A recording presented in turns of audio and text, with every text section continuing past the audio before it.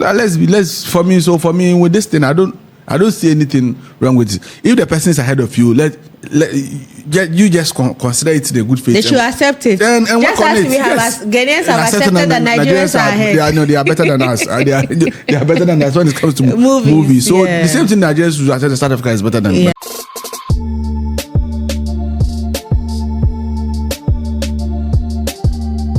Now heading straight to Nigeria, Gabriel Afolayan is embracing fan criticism as a tool for growth in Nollywood instead of rejecting negative feedback. He is stressing that constructive criticism can help the industry improve storytelling, production quality, and global reach. Now, last week, one of our topics, one of the stories we tackled here on the One King Show was one by Pere of Big Brother Niger, where he made some post on Twitter insinuating that the South African movie industry is way ahead of the Nollywood industry, that is the Nigerian movie industry, and that when it comes to work ethics, cinematography, and the whole production, they are better.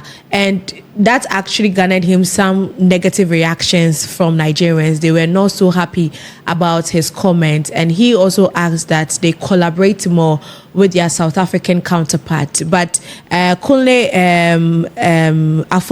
Afolayan is saying that, in as much as Nigerians are not happy with what Pere said, they can still take it in good faith. They can just work on some of the shortcomings they have in their industry. Now, he said criticism is needed. How do we get better if people are not ready to talk about what we are doing? Both the audience and filmmakers have come together. So this is him trying to tell the naysayers to calm down and not attack Pere too much. Now, my question is that, do African filmmakers really take criticism seriously enough to improve their projects? From where I sit, I think most of them do. I can use the Nigerians as an example, though, because they are the ones who've done it for us to see how well you can do it. Because let's take King of Boys, for example. We all saw the part one. Yeah. The part one was, to me, it was sham. The part one. Okay, so there was a part one before the series. Before the series, yes. The part one, it was like a 3 hours movie. And at a point, I was even exhausted with the story because I didn't really get the storyline. But the part two had a proper breakdown. I think it's because it was in a series. Yes. Yeah. It had a proper breakdown. And again, there were some things that were realistic in the movie. Unlike the first one that it's all fiction. No, we know movies are fiction, but again, it needs to be relatable to whoever is consuming. Yeah. So if the movie is not relatable, it's like that, you get it. So generally, I can take the Nigerians as an example. And again, there are the stubborn ones from Ghana. The stubborn ones from Ghana Academy. Who don't want to adapt to probably the change. Like, before moving inside, yeah. Let's try and mix Bay here with technology and see what we'll get.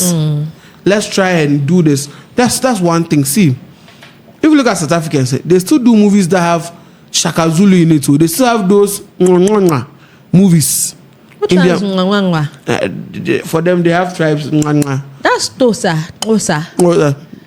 So why do you say because even talk in the Netflix originals and all of that, they are still speaking their language. No, I'm giving you an example that they still have, but the story is not always about the people in the village eating live live animals, like killing goats and eating them fresh. Or that's not what the story is about. The story is always developed, even if it's a village setting. It's a story that makes sense. It's not too fiction. A Ghanaian movie over here. No, let me speak English. Maybe foreigners are watching. You watch a Ghanaian movie.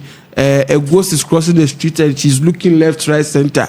If the car won't knock her down, the ghost that is dead. So it should tell you they evolve. And in Ghana, some are doing well. Some too, generally, they are still in the 80s. Yeah, that's true. Kelly, your thoughts on this one? I think as Willie said. I think for Nigeria, they are kind of like on track. They are already on track. The only thing is, Nigeria is used to the corruption too much. The corruption aspects. Would you read the comments? So most of their stories are long it's corruption. kind of like within the same area, within the same. I mean, they say we should tell our stories. We can tell our stories, but we can do it in a way where it's a bit innovative. Okay. Hollywood is not Hollywood because they are just creating their own stories. The Hollywood that we know creates most of the stories, apart from the military movies, most of them from South Korea. Yeah. They take the movies, they take the stories there, and they do their own polishing. And that is the problem that I think we are unable to do in Africa, because most of the stories you hear is just one way. Every day be one way. Every day be I say we are standing at one place, and I think it's a problem. I'm just hoping that we'll be able to develop it well and change into a better creativity. I never got used to Korean series till I started watching it, and I realized that wow, they can be talking about love, but then at the end of the day, the whole thing is about love. Then it's a whole action movie. You see? Yeah. And that is what we are lacking. We are lacking it so much. Unfortunately, Ghana was not able to, because the people who are managing it, unfortunately, are unable to take criticism very well.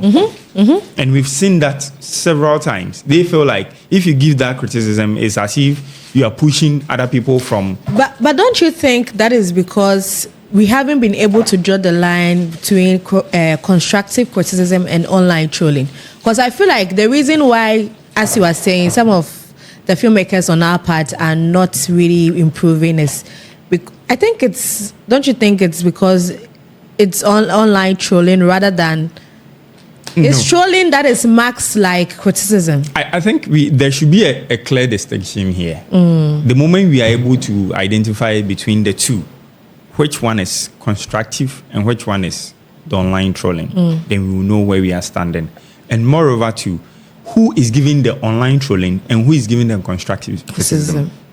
So if I am giving the constructive information, you know that because I'm a movie watcher, I can automatically give you the information that I'm talking about.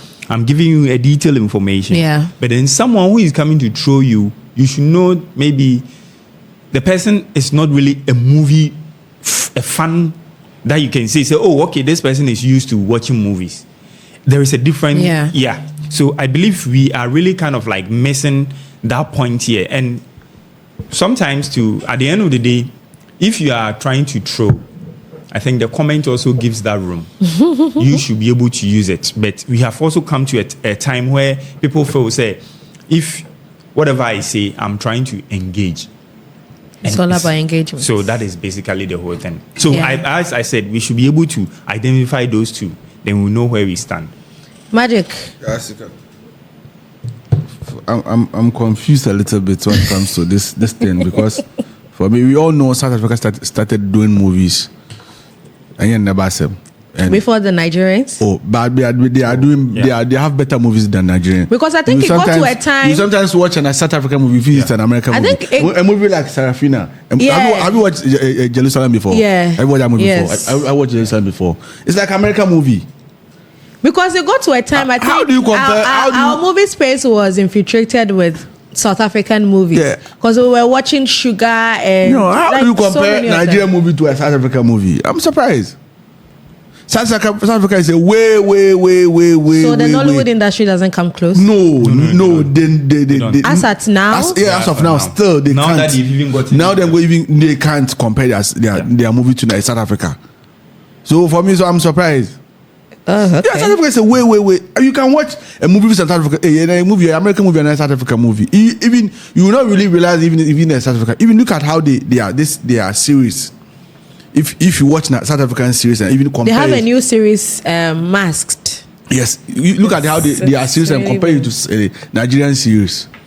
Let's for me with this thing, I don't see anything wrong with it. If the person is ahead of you, you just consider it in a good faith. They should accept it. And just work on as it. we have, Ghanaians have accepted that Nigerians are ahead. They are better than us. They are better than us when it comes to movies. So the same thing Nigerians should accept that South Africa is better than them. So for me, this one, I don't see anything wrong with it. Okay. So these are the thoughts of my pundits. Let's also hear from you. Drop your thoughts in the comment section right there.